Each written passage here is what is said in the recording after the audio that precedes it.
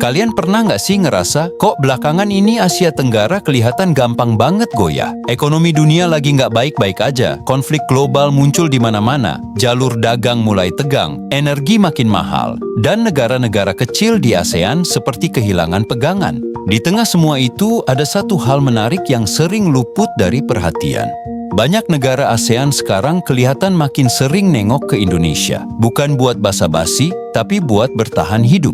Gue mau jujur dari awal, ini bukan cerita soal Indonesia paling hebat, paling jago, atau paling dominan. Ini cerita soal kebutuhan.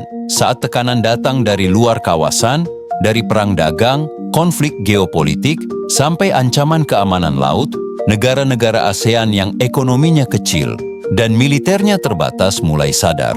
Mereka butuh penyeimbang, dan penyeimbang itu, mau nggak mau, ya Indonesia. ASEAN selama ini dikenal sebagai kawasan damai. Tapi damai itu bukan datang dengan sendirinya. Damai itu dijaga, dan di tahun-tahun terakhir, menjaga stabilitas itu makin berat. Negara kecil gampang terguncang, gampang ditekan, gampang dipaksa memilih kubu. Di kondisi kayak gini, ASEAN butuh satu negara yang cukup besar untuk menahan tekanan, tapi cukup netral untuk tetap dipercaya. Disitulah posisi Indonesia jadi krusial. Jadi kalau ada yang bilang Indonesia pemimpin ASEAN, menurut gue itu kalimat yang kurang tepat. Yang lebih jujur adalah ini, tanpa Indonesia, ASEAN susah buat tetap stabil. Dan dari sini, kita mulai masuk ke kenapa ketergantungan itu pelan-pelan terbentuk.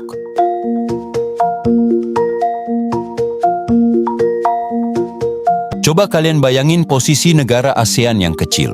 Pasar domestik mereka terbatas, penduduknya sedikit, dan daya beli nggak sebesar negara besar.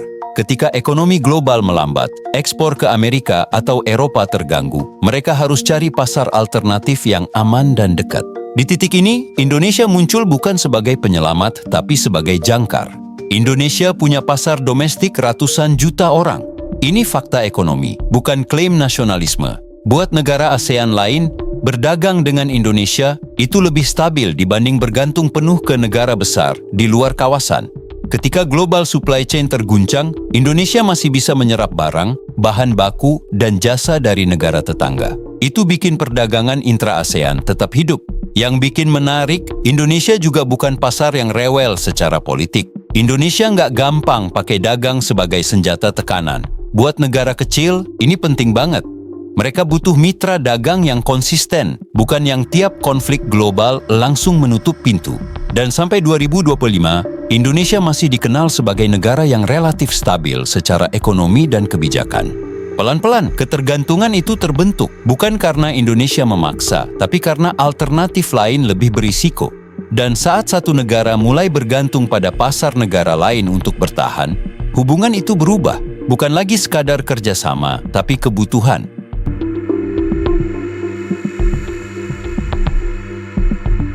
Sekarang kita masuk ke soal energi, yang ini sering nggak kelihatan tapi dampaknya brutal. Harga energi global naik turun tajam dalam beberapa tahun terakhir. Negara ASEAN kecil yang bergantung pada impor energi paling kena dampaknya. Sedikit gangguan saja, listrik bisa mahal, industri bisa berhenti, dan rakyat bisa marah.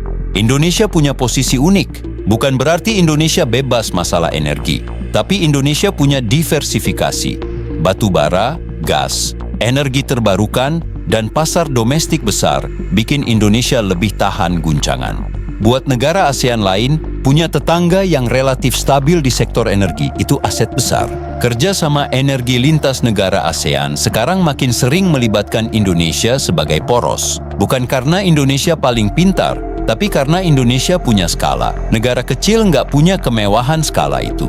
Mereka butuh mitra yang bisa bantu jaga pasokan, jaga harga, dan jaga kontinuitas.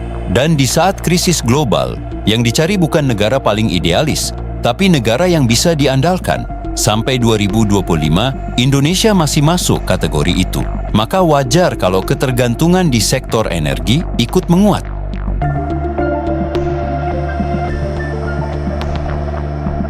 Sekarang gue ajak kalian lihat peta. Jalur Laut Asia Tenggara itu nadi ekonomi dunia. Selat Malaka, Laut Natuna, Laut Jawa, semuanya dilewati kapal dagang global. Negara ASEAN kecil sangat tergantung pada keamanan jalur ini. Tapi jujur saja, Mereka nggak punya kekuatan laut yang cukup besar buat menjaganya sendirian. Indonesia, dengan wilayah laut yang luas dan posisi strategis, otomatis jadi penyeimbang. Bukan berarti Indonesia jadi polisi kawasan, tapi tanpa kehadiran Indonesia, keamanan laut ASEAN bakal jauh lebih rapuh. Ini bukan teori, ini realita geografis. Di saat ketegangan global meningkat, negara kecil takut terseret konflik. Mereka butuh kawasan yang tetap netral dan aman. Indonesia, dengan kebijakan luar negeri yang cenderung bebas aktif, jadi semacam penyangga alami. Bukan karena Indonesia paling kuat, tapi karena Indonesia cukup kuat untuk mencegah kekacauan. Makanya, dalam isu keamanan laut, banyak negara ASEAN lebih tenang kalau Indonesia ada di tengah. Tanpa banyak bicara, tanpa banyak drama, tapi kehadirannya bikin situasi nggak liar. Dan rasa aman itu, lama-lama, berubah jadi ketergantungan.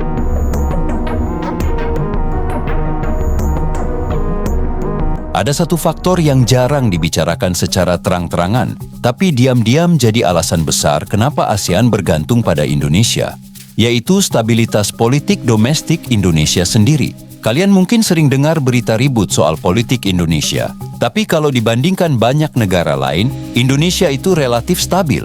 Transisi kekuasaan jalan, pemilu tetap rutin, dan negara nggak runtuh setiap kali ganti pemimpin. Buat negara ASEAN kecil, ini bukan hal sepele, ini krusial. Negara kecil di ASEAN sangat rentan. Sedikit konflik politik, ekonominya bisa langsung lumpuh. Investor kabur, mata uang jatuh, dan keamanan goyah. Indonesia, dengan sistem politik yang sudah teruji puluhan tahun pasca reformasi, memberi rasa aman psikologis bagi kawasan. Bukan karena Indonesia sempurna, tapi karena Indonesia terbukti bisa bertahan di tengah tekanan global. Sekarang tambahin satu elemen lagi, jumlah penduduk. Indonesia punya populasi terbesar di Asia Tenggara dan mayoritas masih usia produktif. Artinya apa? Artinya Indonesia bukan cuma pasar hari ini, tapi juga kekuatan ekonomi puluhan tahun ke depan. Buat negara ASEAN lain, punya tetangga dengan masa depan ekonomi yang panjang itu seperti punya penyangga jangka panjang. Di saat dunia makin nggak pasti, ASEAN butuh satu negara yang nggak gampang runtuh karena satu krisis. Dan sampai 2025, Indonesia masih dipandang sebagai negara yang kalau dunia goyang, dia mungkin oleng, tapi nggak jatuh. Dari sinilah ketergantungan yang paling dalam terbentuk. Bukan soal dagang, bukan soal laut, tapi soal rasa aman jangka panjang. ASEAN butuh Indonesia bukan karena Indonesia paling kuat, tapi karena Indonesia cukup stabil untuk jadi sandaran saat yang lain rapuh.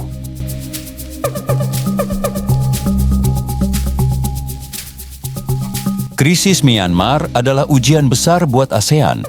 Negara-negara kecil bingung harus bersikap seperti apa. Terlalu keras, takut konflik melebar. Terlalu lembek, takut kawasan kehilangan wibawa. Di kondisi serba salah ini, Indonesia sering dipandang sebagai penengah, bukan hakim. Indonesia punya pengalaman panjang menghadapi konflik internal dan transisi politik. Itu bikin pendekatan Indonesia cenderung lebih hati-hati dan pragmatis. Buat negara ASEAN lain, pendekatan kayak gini terasa lebih aman dibanding langkah ekstrim. Yang penting di sini bukan detail politiknya, tapi perannya. Indonesia sering jadi ruang bernapas buat ASEAN saat krisis Myanmar bikin semua tegang. Tanpa Indonesia, ASEAN bisa pecah sikap, saling curiga, dan kehilangan arah. Dan sekali lagi, ini bukan soal Indonesia paling benar. Ini soal ASEAN butuh satu negara yang bisa bikin semua pihak tetap duduk di meja yang sama. Sampai 2025, peran itu masih sangat lekat dengan Indonesia.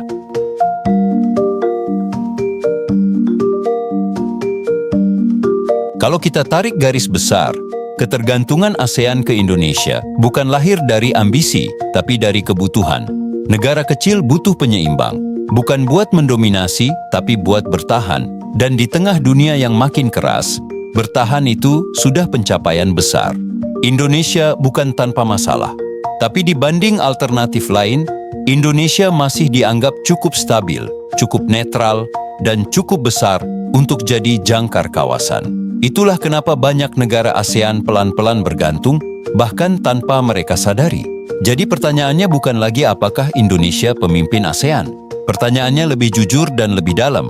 Kalau Indonesia goyah, ASEAN masih bisa stabil atau enggak? Dan mungkin Disitulah kita mulai paham kenapa Indonesia sekarang bukan sekadar anggota ASEAN, tapi fondasi yang diam-diam menopang semuanya.